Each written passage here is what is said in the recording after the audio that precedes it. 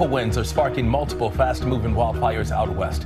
Officials in Southern California have issued a red flag warning, signaling a dangerous situation. And joining us now from Ventura County, California, is Mola Lenghi. Molly, that mountain fire there spread just so quickly. So what's the latest there on the ground?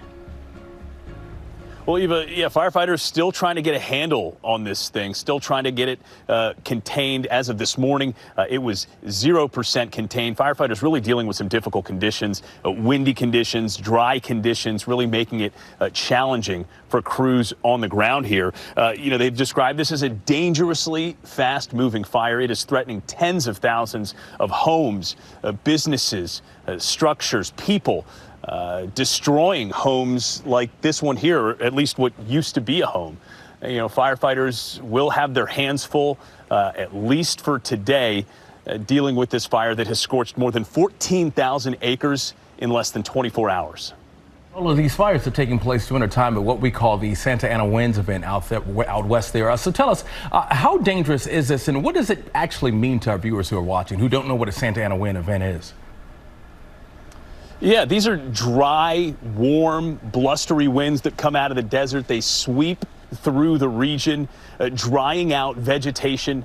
That combination of the dry vegetation that's left behind and those strong winds really create the perfect condition for fires to not only start, but to spread and to spread quickly. And that's really what we're seeing here, fast-moving fires. And not to mention, they make it challenging for firefighters and fire crews to launch their aircraft with those strong, heavy gusts of wind, to launch those aircraft and to help extinguish the fires on the ground. You were talking about those challenges. Can you sort of elaborate more on what's making these fires so difficult to contain? Yeah, so you've got, like we mentioned, Eva, you've got the dry vegetation. You've got these incredibly strong wind gusts, erratic wind gusts that are happening throughout the day. And this area, this region, very hilly. It's a really mountainous sort of region. These hillsides are covered with this dry vegetation. And so when those catch fire, you've got these hills that will start burning, and then firefighters really have to deal with some difficult conditions, steep conditions, a lot of times fighting these fires while going uphill.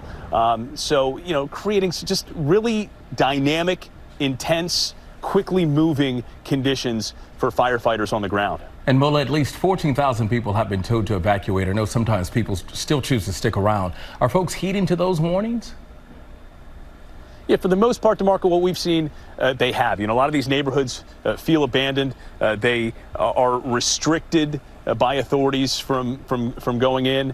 And a lot of folks really didn't have the choice but to evacuate, and to evacuate quickly. This, again, was such a fast-moving, intense fire that it came barreling down on a lot of neighborhoods. And firefighters, in some cases, were actually going door to door, banging on doors, telling people, to get out because the fires were literally, barreling down on their neighborhoods. So, it was intense. It was quick moving, and from what we've seen, for the most part, folks have heeded those warnings and those evacuation orders. You talked about those neighborhoods. I see you're standing there at that house. What kind of property damage are we seeing?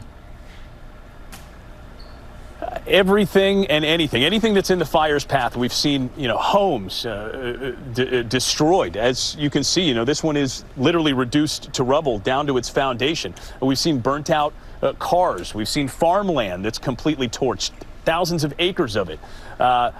Businesses, structures that are being threatened. So literally anything and everything that is in the fire's path is at the very least under threat, and in a worst case scenario, completely destroyed.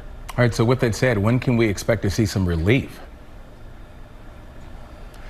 Well, winds are expected to slightly die down today, slightly reduced. So firefighters hoping they can make at least a little bit of progress with that, with those decreased winds. But, make no mistake, these winds remain strong. They remain a concern. So at least for the next 24 hours or so, it will continue to be a challenge for firefighters. Hopefully after that, we'll start to see some better conditions, some more advantageous conditions for firefighters as we get towards the end of this week. I think we're all hoping for the best. Mola Lenghi reporting. Mola, thank you. We appreciate it and stay safe out there.